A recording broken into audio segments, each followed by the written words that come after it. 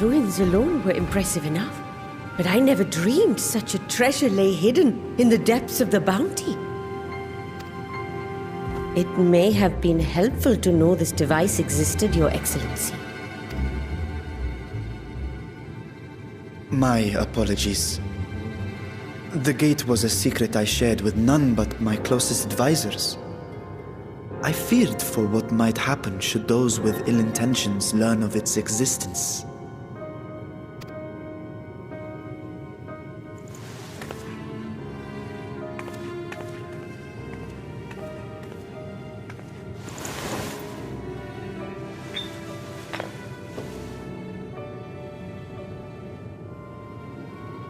What is it you're doing now?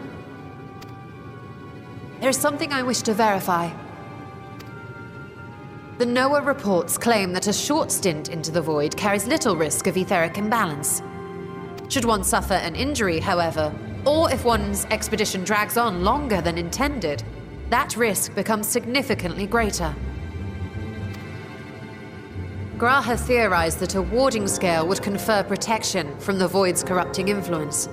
But I would prefer to test that hypothesis before we set foot in the 13th ourselves. So, this is an experiment of sorts? Yes, an experiment. Tell me, how would you go about testing the efficacy of the warding scale?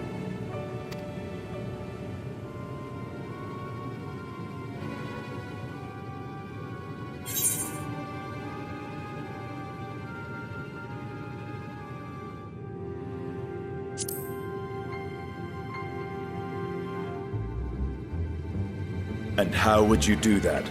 The gate is still too small for any of us to pass through. Estinian is correct, which is why I've elected to send a familiar in our stead.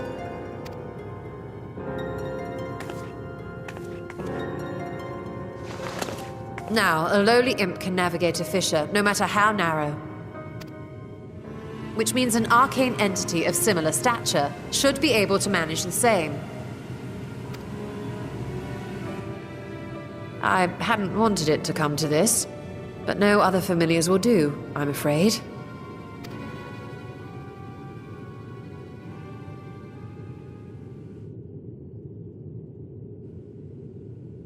I mislike the sound of that. What manner of fiend does she mean to summon? From ocean rise and cloudbank form, from mountain spring and rainfall storm, from river flow and life be born.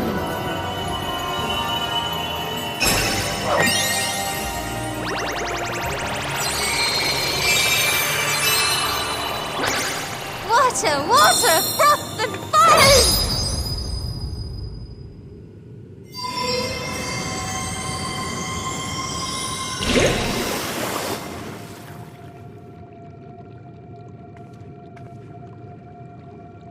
Ready your arms. I fear she's been possessed. Oh, come now. That was adorable.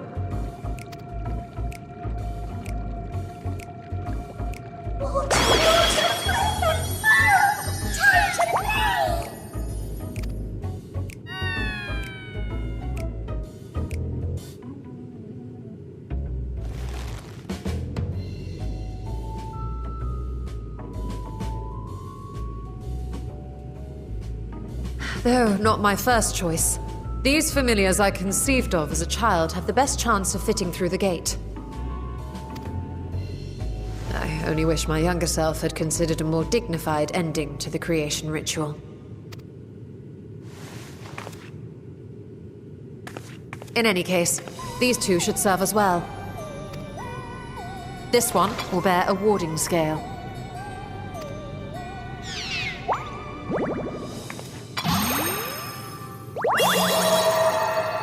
And when they return from the 13th, we can observe how the talisman, or absence thereof, has affected the progress of the Void's corruption. If I could impose upon you to open the gate. Your Excellency? Ah, yes, of course. We should also be wary of void scent slipping through while we conduct our experiment. Estinian, you are to keep Nidana safe from harm. As you say. You had best be on your guard as well.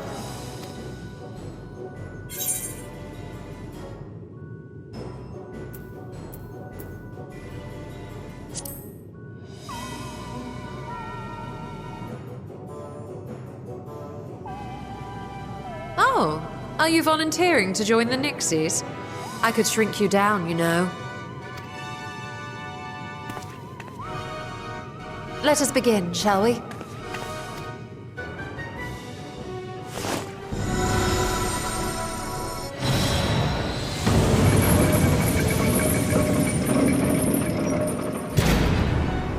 Nixies, into the void.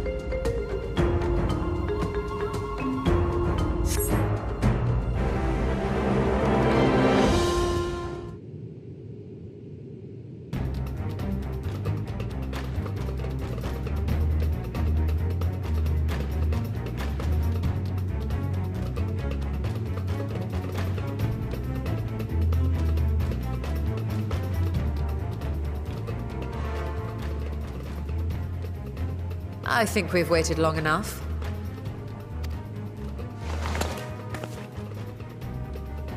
Nixies, return to my side!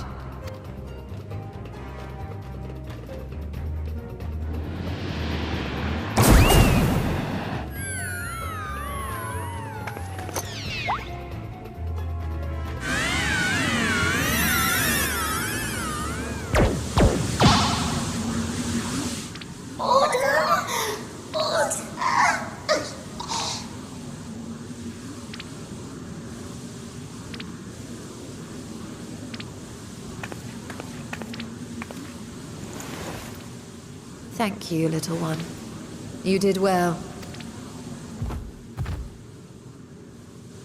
Oh, the poor thing. Its essence has been irrevocably warped.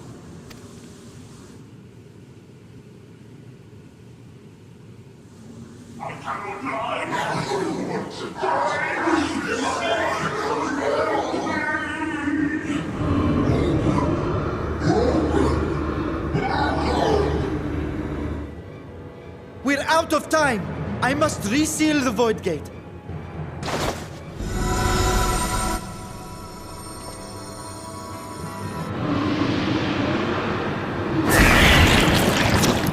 They're coming through!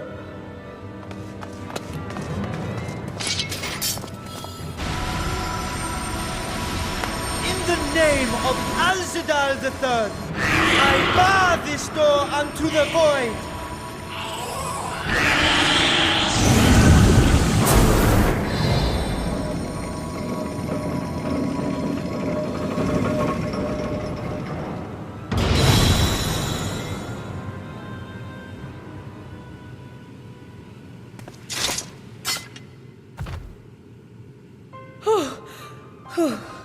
Well, that was a sharp lesson in the dangers of void gates.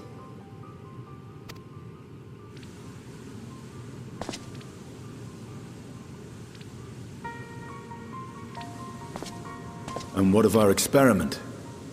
I'd say the results speak for themselves.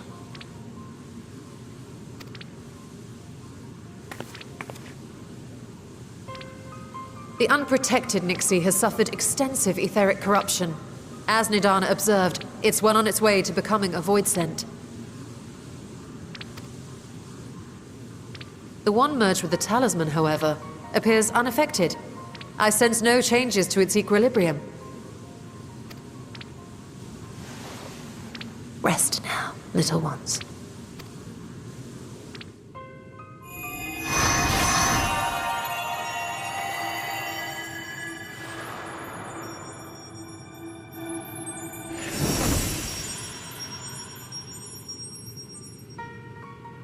Graha's theory was correct then.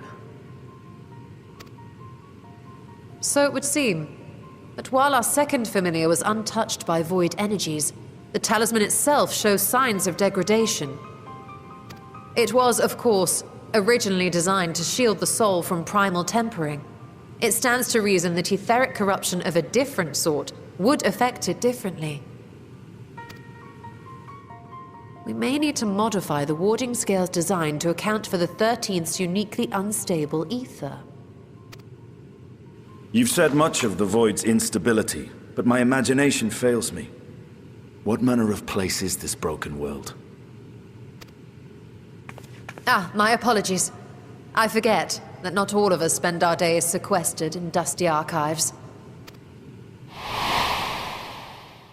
The 13th is a reflection of the source that was drowned in a flood of darkness. In Emmett Selk's own words, this tragedy was a result of the Ascians' attempts to force a rejoining. They erred in their haste, and made of that world a useless void. You remember Una Kalhai, the unusual child we met during our troubles with the Warring Triad. He explained the fate of the 13th thus. The champions of that ill-fated world used the stone known as Auracite to contain the power of primals. But those self-same heroes were gradually corrupted by the Auracite's bleeding energies, transforming into fiends with an endless hunger for ether. By the time anyone thought to oppose them, Light's strength had grown too feeble, and the balance of the 13th tipped into eternal darkness. It was Elidibus, as I recall, who rescued Una Kalhai's spirit from his final battlefield. But I wonder if there were others whom the emissary saved from oblivion.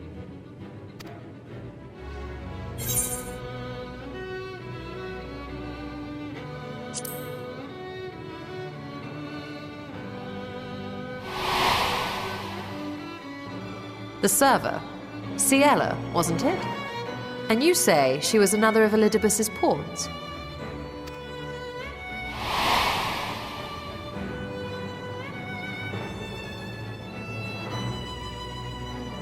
I see.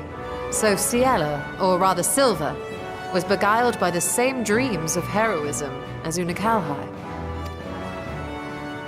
And what of your own experience? Will you tell us of what you observed during Noah's expedition?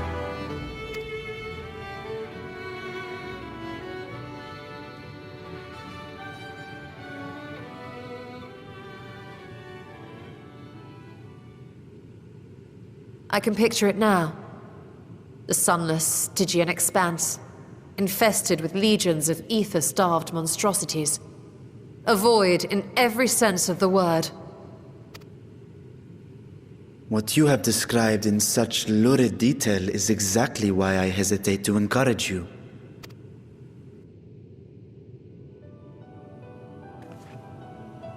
Worry not, great Vritra.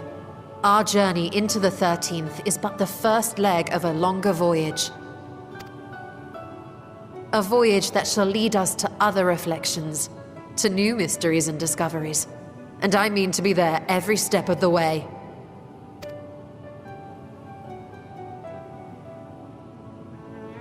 But first, I must focus on refining the warding talisman. Then I can begin work on constructing an artificial Atomos. Or I could if I had the relevant manuals to hand. Might I be so bold as to request access to the Satrap's family archives?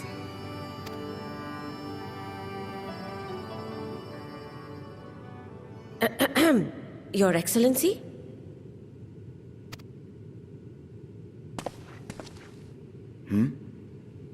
Oh, yes.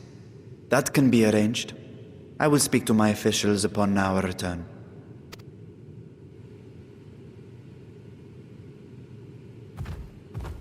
We will see you back in the city then.